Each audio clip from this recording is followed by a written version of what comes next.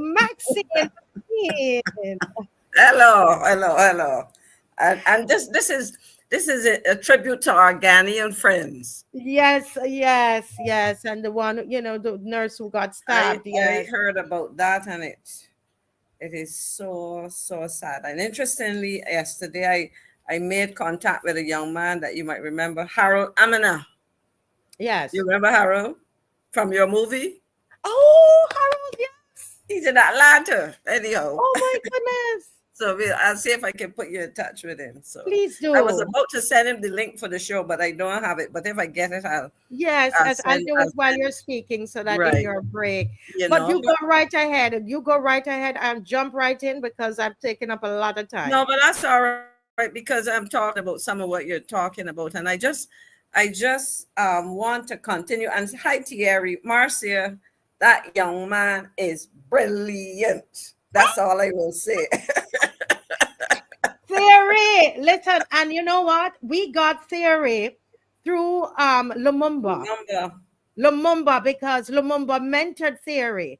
And Theory Okay. came to us women. And of course, we took him and mother and start to, and Theory, we are so proud of you, Theory Gittins. And that's what we do here on the to the loyal on through the Marcia Week show on and the loyal opposition. I want to say Theory, awesome. Your grandmother, I don't know if she's watching. Take a bow. That's a good young man here, and yeah, good young man. Keep going, Maxie, Miss And McClean. Val, thanks. Good evening to you. But Marcia, if I could continue the conversation that you were having, let me say a blessed and happy Father's Day to all the fathers, biological and otherwise. I had seven brothers, as you know, and one of those brothers I never knew, but the other six brothers were all or are. Well, I only have two with us now. Thank you very much. I just saw Mars and I decided to find something pretty to put on this evening. Um, and she knows that I have a penchant, a love for African outfits. So I like her. And good night to Sandra and the others. But as I was saying, I am from a large family. I have I'm grandfathers, stepfathers, everything. I am a great aunt, which means that I have a great nephew and a great niece Hmm. who are nephews and at least one niece who are parents. So there are at least four generations of us, and I really am hopeful that we in Barbados can focus a lot more on honoring our men and our boys because every now and again something happens, and Marcia, I will just be chatting about things that Hmm. are on my mind Hmm. um, in relation to what we as a country and a society need to do. I was at a meeting recently, just a couple of days ago, and in that room there were at least 12 to 14 people. I was trying to visualize the room and count again, but let's say there were 12 people, there was only one male. And this was a meeting, I can say, I'm not discussing the meeting. It was a meeting at the University of West Indies Careful campus, a university meeting. And when I looked, I promised to have a conversation with the male to ask him about his experience working in situations like that and sitting in meetings like that. Because we talk a lot about our interest in the people of this country, the concerns. And as a woman, as I mentioned this last week, I have a concern about what happens with our young women as I look around this society, but I have a greater concern about our men because what happens to our men will convert into what happens or influence what happens to our women. You know, I as and I reflect on all of these. As you know, I say I'm one of 11, and I took one from one, and I have one son. I have one son, but I can say, Marcia, I am a single, and I've said it before, I'm a single woman, but I have never been a single parent. My son is going to be 30. He's probably, if he heard me, he would like, Mom, what are you talking about me for? My son will be 34 years this year. But he can tell, and he said it to me some years ago, and it made me proud. He was complimentary of both his parents and our role in bringing him up. On Mother's Day, and I think I read his comment to you on Mother's Day when he Mhm. commented as well. Yes, And he didn't only talk to me as a mother, but he complimented his dad, somebody who is still a friend of mine for all of these years, because I think as mature people, we yes, recognize that once you decide you want to be a parent, and in some other people's cases, people become parents by accident. But once you have a child or children, man, and in this, we're talking about men now, it is important because we talked about women previously. In fact, as we talk about men, we have to talk about women. It is important that you recognize that you will influence what that child becomes, whether it's a boy or a girl. And last week I used the expression hurt people hurt people. yes. And today, even today, one of the earliest things I heard today was another murder. And two things happened today, and I think they kind of drained me when I heard that. I was coming home from church. This was not a murder, but there was as I was driving, well, I was driving past where I turned to come home because I was going to my sister's house. There was a woman lying on the pavement, only to discover that it was not a vehicular accident that caused her to be there, but apparently she collapsed and died, you know? Oh, oh And my. we see a lot of these things happening now. I don't know what her circumstance. We will probably hear something. I don't know if it, because it's in my neighborhood, I don't know if it's somebody I've seen on the road. I don't know if it was a young woman or older woman. I don't know. I just heard the news when I came home because I remember telling my sister as I got to her house about it, and the ambulance passed me on the way to the scene and so on. But I am just concerned that we in Barbados need to take fresh guard. And I'm saying this within the context of Father's Day, and determine what for us should constitute real humanity, what should constitute being a good human being, being a citizen that is productive, being a citizen that is responsible. And in the context of that, I say, and I listened to you earlier, honoring our fathers, but I also want to invite those absent fathers to come forward. And I say it to the children, and I say it to the mothers and the in-laws and the sisters and aunts, and embrace those men who perhaps for whatever reason or reasons failed or are failing to function as fathers.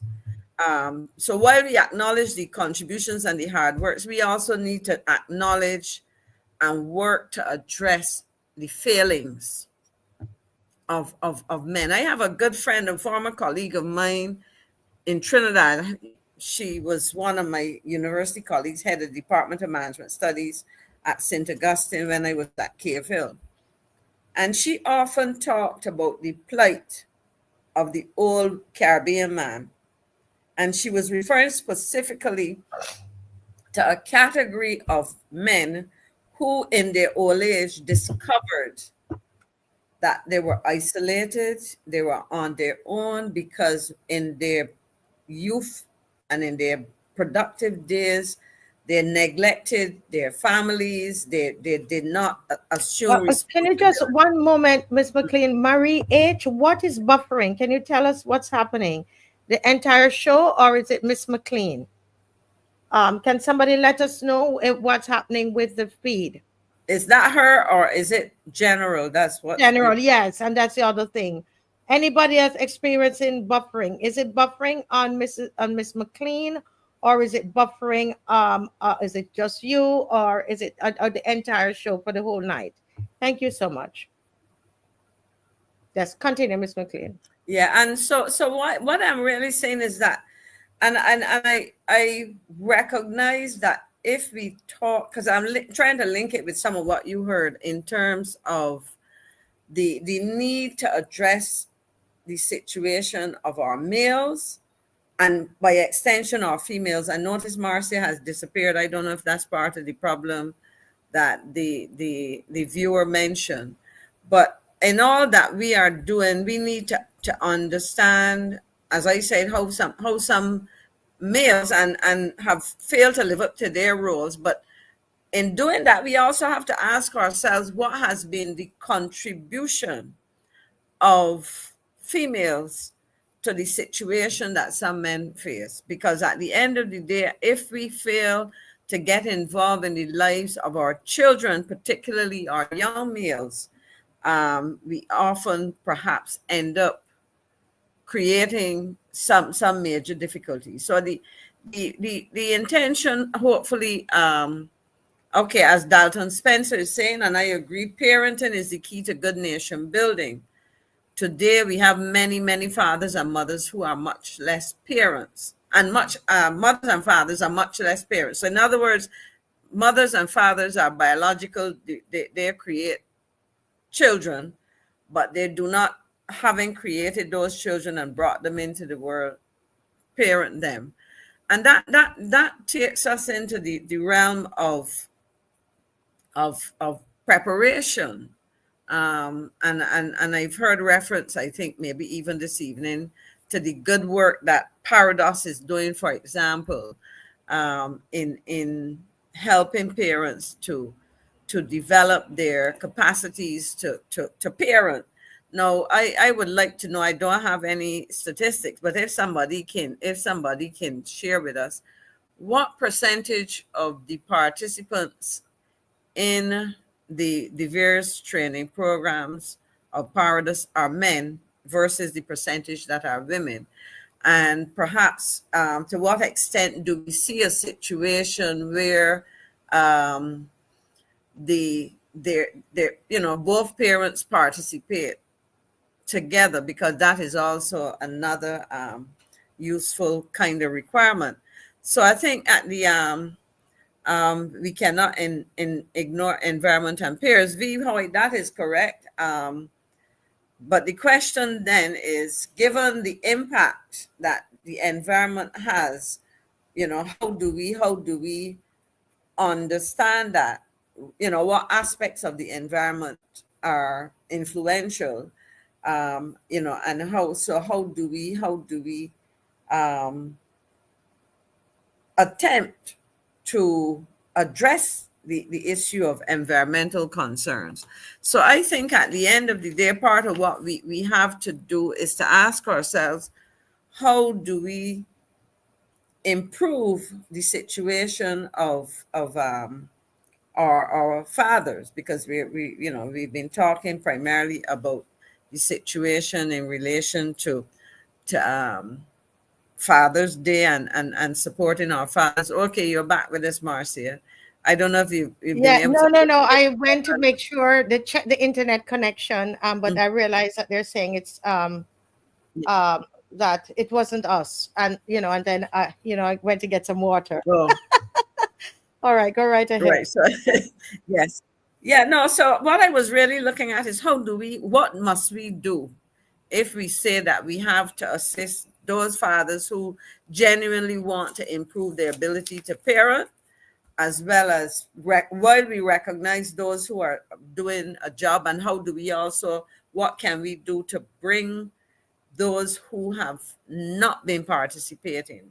And like you, I think you were making the point that there is work for us as individual citizens and collectively to undertake to do something. But I also would say that we cannot excuse or exclude government from playing a critical role. I Yeah. think so I think it's absolutely critical that government shoulders the responsibility where necessary to support, to initiate programs to provide, the necessary infrastructural support, the necessary financial support, etc., the necessary program and policy frameworks to address a number of things. Because at the end of the day, I think that it is a responsibility that has to be taken on, but it can't be hived off to communities alone. But I also believe that when we talk about these kind of things, we're also talking about developing our communities, Yes, building communities, and that is something that I think is or the breakdown and or the failure of us to maintain strong communities and sound community networks, etc., partly accounts for what we are seeing now in the case of violence. I mean, when we see the nature of the violence being perpetrated against people, I mean, yes, robberies and killings, it's just hard to fathom. I don't know what your thoughts are in terms of what might explain some of this, but we really have to spend some time trying to understand the minds of those persons who are, found guilty of the kind of crimes that we are seeing, and who yes, are in some cases who may not have committed crime, but who seem predisposed, because when we yes, hear of what's happening in schools recently, the reaction of students to teachers, if they're going to behave like that as students, what would they do to their peers, outside of the school setting, in their communities and so on. yes, yes. Well, I'm hoping that towards the end of the show, after Mr. Murray makes his presentation, Hmm. we can look at just some of the some research that I've done, and we probably can look at it as a group, the three of us. Right. Hmm. Um, but some of the things that Jamaica has done, I Yeah. don't know if people realize that, and I didn't even realize it until a couple months ago, how the crime rate has dropped in Jamaica. And one of the things that they that they employed was the community work, right? They a lot of the policing was done in the community, and looking at those young men that were at risk, those who might have gone to jail, as you were saying, right? they Yes. had Right. they had an Exactly. offense, and so on. And we really need to look at not just talk it. And the thing too is that Barbados is so small that we can actually get it done. Yep. You can That is correct. actually. Dave has something here that he's been putting up, saying Barbados began implementing community policing around 1993 with an initial focus on Western style community policing.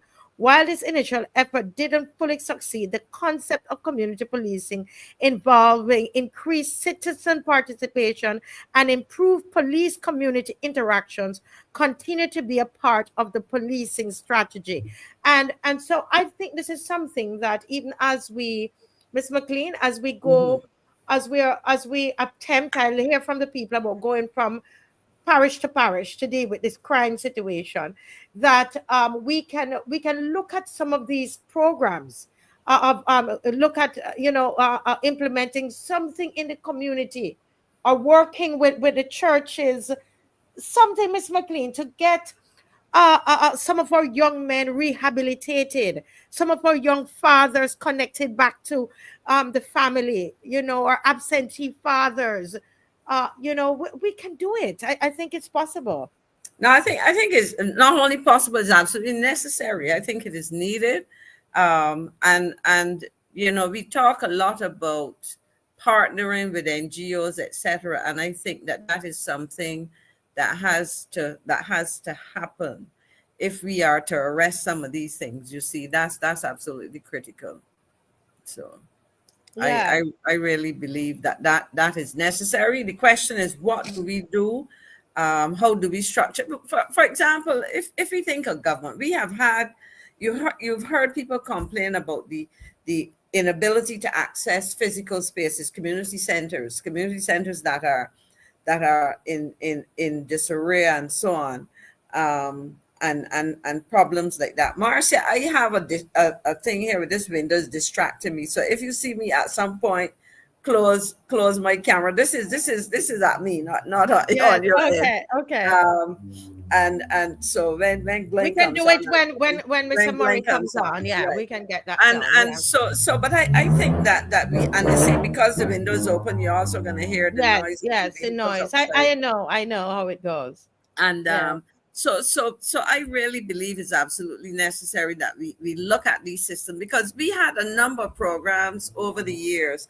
The nature of them will have to evolve, the means for delivering them, etc. But at the end of the day, I think part of the problem is that we have an absence, there's a clear absence of opportunities for young people to utilize their energies in positive kinds of ways.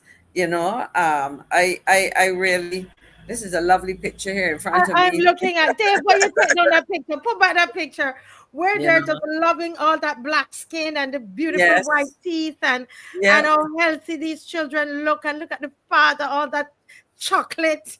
yes, Look yes, at them. Look at them. yes, The milk children chocolate, dark chocolate. and the beautiful teeth. Yes, Can we yes, just yes. look at this? Can we just look at this, guys?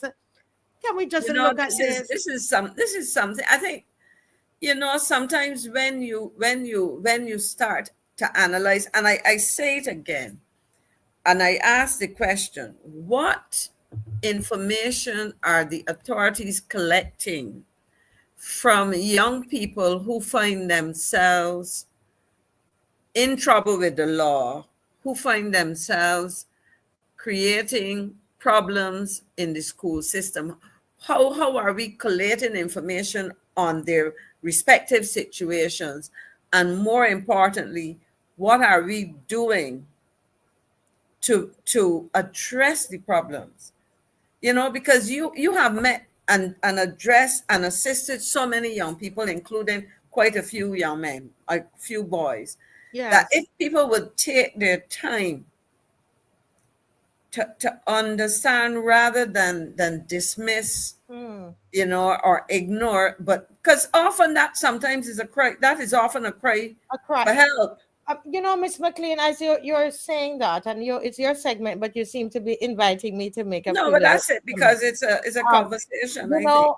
I'll just say this, that this weekend I had an interesting experience, and it's at my school. And we finished the march, and I was so tired. I said, Dave, I don't even really want to go up there because once you see the children, they pull on a different part of you.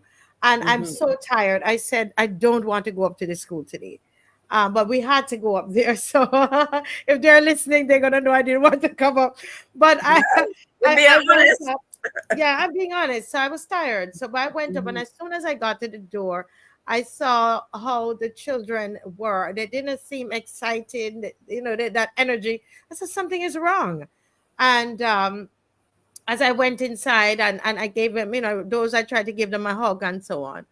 And without telling out all of our business at our school, Mhm. I met with the staff at the end of rehearsal and classes at 3 o'clock.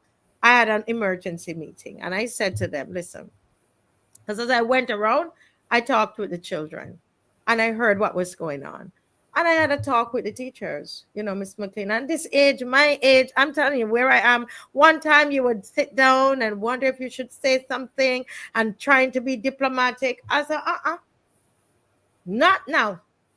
I Can't call every, afford it. You I the call, I time the call, time we can't you can't afford it. afford errors now. Yeah. I called everybody together and I said to them, listen, we have to understand the kinds of children that are coming to us. And while I know it's not easy with children these days, but you have to know you have to know what you're doing, okay? And that's much as I will put it at that. Because I don't want to, Get into our staff details. is Yeah. small. So I don't want to, I'm Mhm. just saying that to back up what you're saying, that we believe we can paint the way we deal with young people. One set of young people, you're going to do that with everybody. You Yeah. can't. because a And I lot of these young people, we have two little children, Miss McLean. Three children in our school have lost both mother and father. wow. And I can tell you from my own experience. I remember, and she wouldn't mind me telling this. One of my nieces, one of my brothers died very young. He died at 52. And his daughter, he has two daughters. The younger one started to give some trouble, and her mother called me out of frustration. And I am usually a cool person till I lose. I'm a Tauran if you believe in birth signs.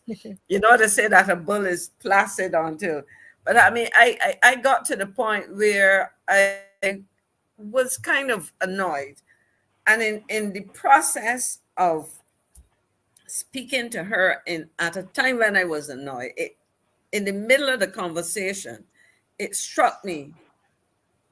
Did anybody process the death of her father with her? Did anybody discuss it with her That's as it. a child? And I stopped and I said, no, nobody did. And then I had a conversation with her about what she was feeling. And she was angry because interesting enough, she was the younger of the two children, and she was the closer one at that point in her life to my brother, to her dad, you know? And so for her, so the first thing I did afterwards, I said, you know what? Because obviously it was affecting her school. I picked up the phone, I told the mother, and I had a conversation with them. And I said, you know what? I'm going to call the principal of her school and ask him to explain to her teachers and so on what really was happening.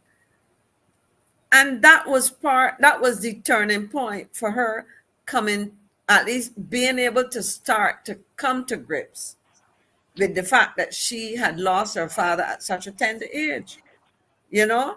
And oftentimes we don't think about the impact of actions on our children, and I think it is absolutely necessary that we pay some attention. And I keep harping at it because we are living in a society where within our school, let's start with the common entrance. I remember when my son did the common entrance. My son is 6 feet tall, right? But when he did the common entrance, Is you that laugh. is that really that Kenny? Is he really your son? I'm just teasing you because you're so tiny.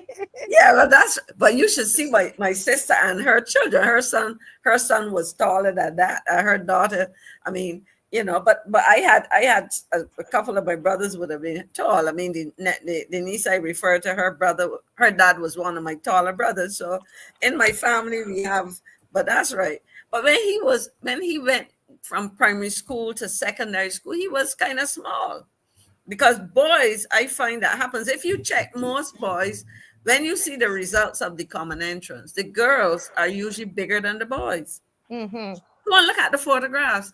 When they show you the perform, the students at Yes, it's graduation true. and so on. But within that first year of secondary school, the girls seem to be closer to their final height, and the boys tend to grow. Then they just catch up and surpass. In fact, you mentioned, you I heard you mention Stephen Strickland. One of my first jobs, I worked with one of his sisters, and I remember her telling us that as at that kind of age, she had grown quickly and then stopped. So she was tall in her, like 12, 11, 12, 13, but she grew and just stopped. And Yeah. so the point I'm making is that even in the school system, it can be a little intimidating for the males in a class of all these bigger girls. And it probably has to do with how males grow and how females grow, and then the whole process of puberty and all kind of thing. But there are a whole set of things that are happening that, if we are not sensitive to the situation, the emotions of our young men and women, our boys and our girls in a situation, it you can impact positively or negatively on a child's thinking about himself, self-esteem and all Yeah. kinds of things. And I think that people are for want of a better word, tone deaf. They're blind to some of these things, insensitive to them. Mm-hmm. And when you are in a position of authority or influence, Yes. the way you deal with these things can either help or hinder. I remember when my son went to secondary school, because some people were arguing for single sex schools and so on. And I said to him, look, this is the reality. You're going to a co-ed school. You're going to have to deal with the fact that the girls at this stage, you're 11, these girls are maturing and look physically more mature than you are.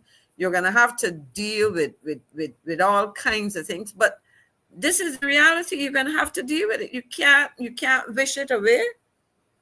But let us discuss how you deal with these things. My son, for example, began wearing glasses at 7.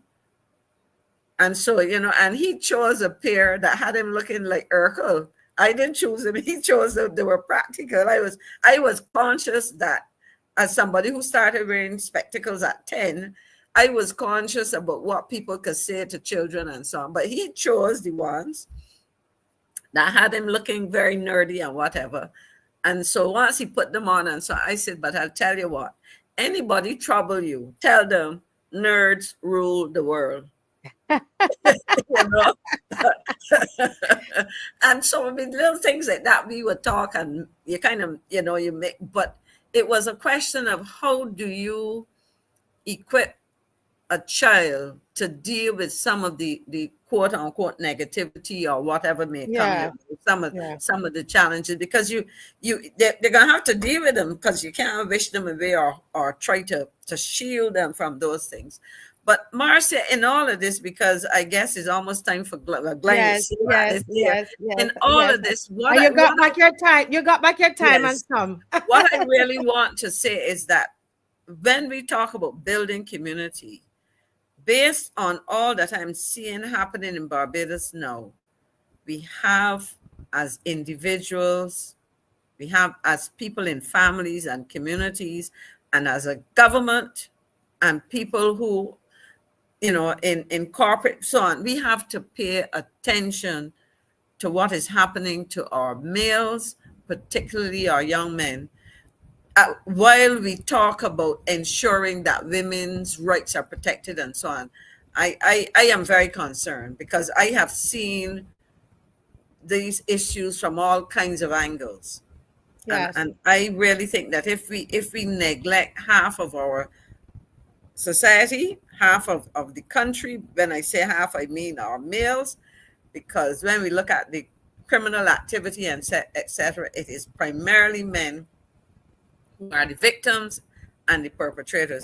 Glenn, happy Father's Day to you, my brother. And send it over to me, Miss McClean. Any quick thoughts on that before I find it very, very interesting that the way that the Prime Minister made reference to whatever arrangements they are negotiating or considering negotiating. And I think Glenn touched on it very well when he said that, use the word understanding, that there's an understanding that when you negotiate concessions, you negotiate fully what you're getting. As you say, you have a quid pro quo arrangement. What are we giving you and what are we getting in return? That's the first thing. That it's pretty strange that you seem to be given something or have given something, but you haven't fully worked out what the other party gives you. The other thing that I find interesting is that it isn't an arrangement where you say, because you may be having as a hospital a set of services available because of maybe state-of-the-art equipment, and you will give us X amount of service, but you're giving perhaps concessions or discounts. Are we moving to patients having to pay for healthcare?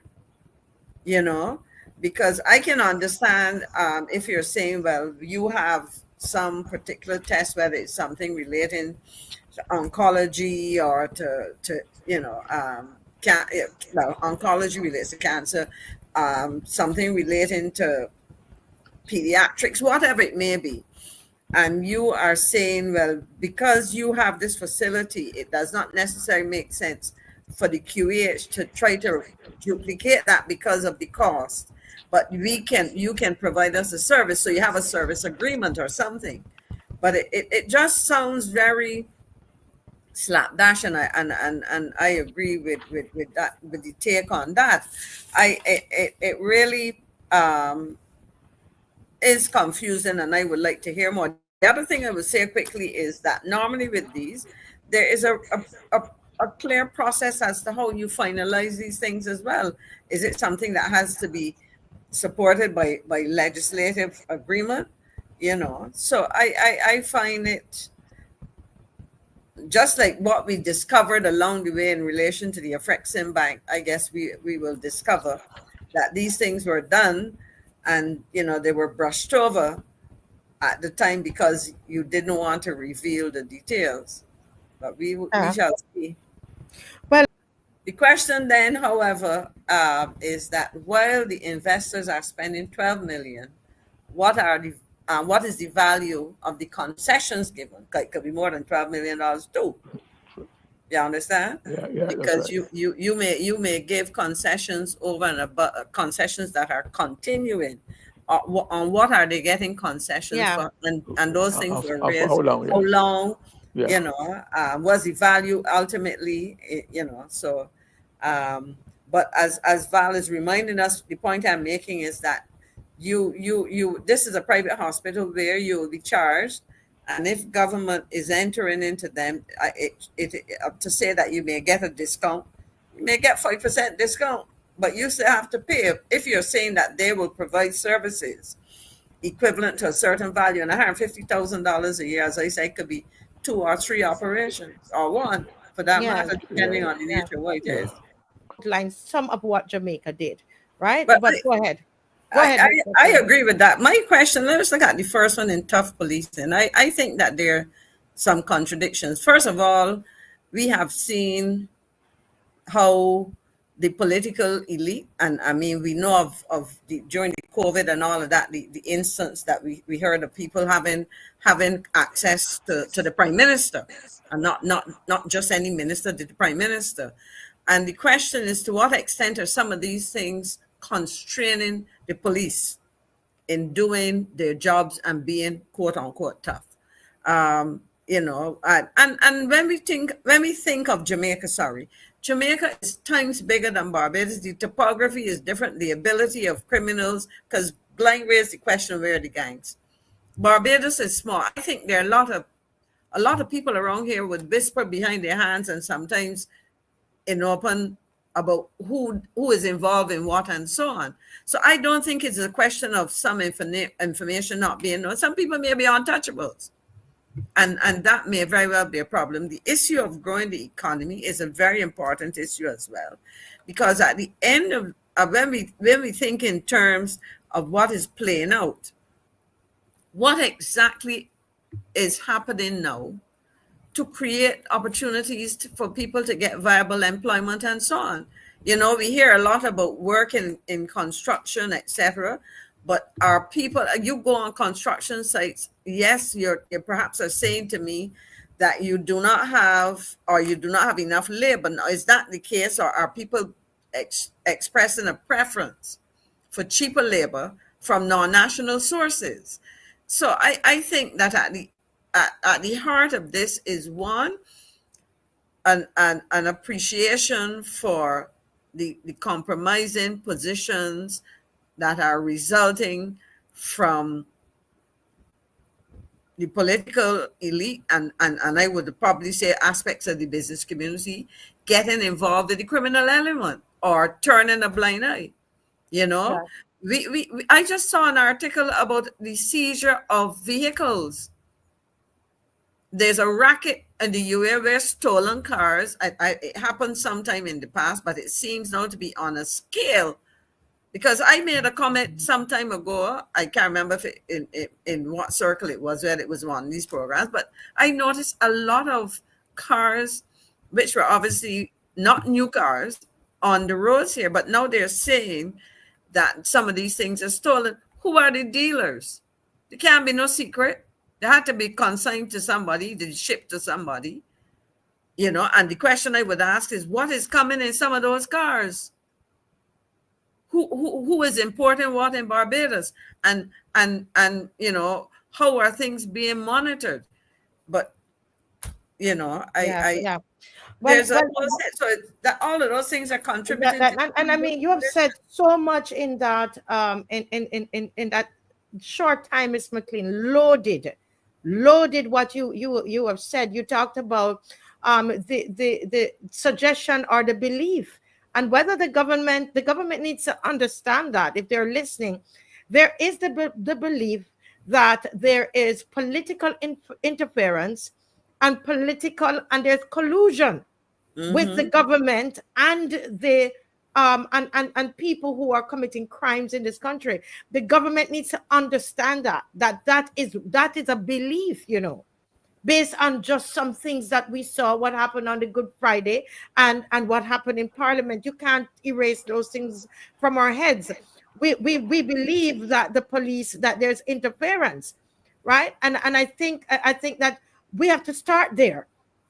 And that's why there's some people, there was a comment that was up here which was saying that how is the police going to, how is the government really going to come up with tough fighting crime strategies when it is perceived that the government also have, when it itself, criminal elements that's connected. What about these very wealthy businessmen whose tiles were coming into Barbados? Are we, or will we ever hear, will we ever, these are some of the issues that we have, and the trust issues. Will we ever hear whose tiles, why would it take you so long? If they intercepted them in Canada, tiles were coming in here.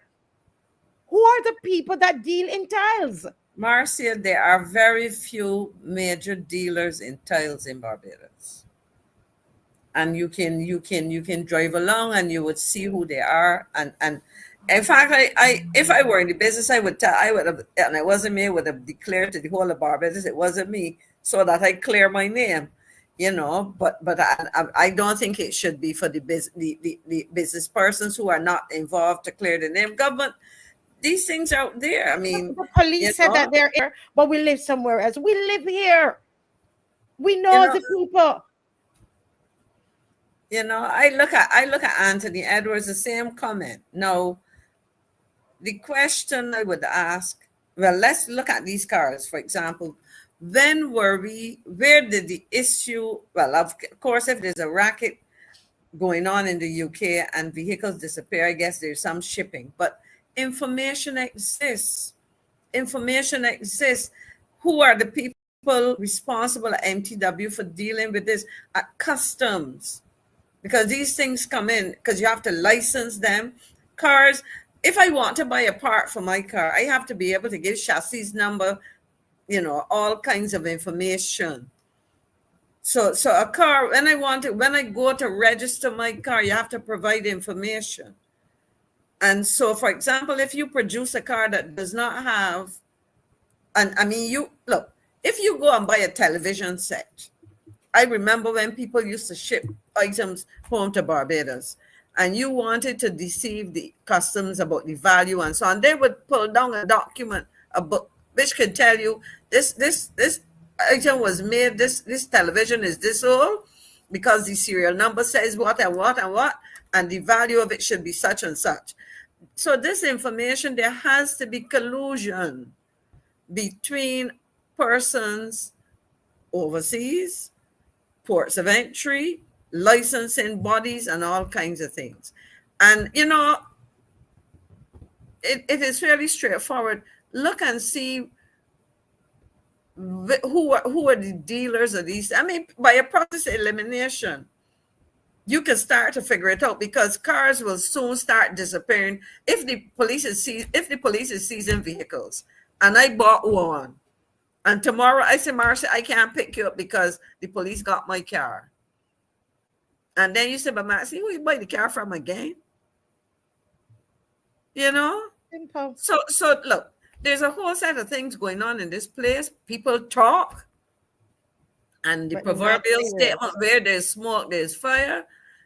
You may not have it 100% true, but you are observing certain behaviors among certain business people.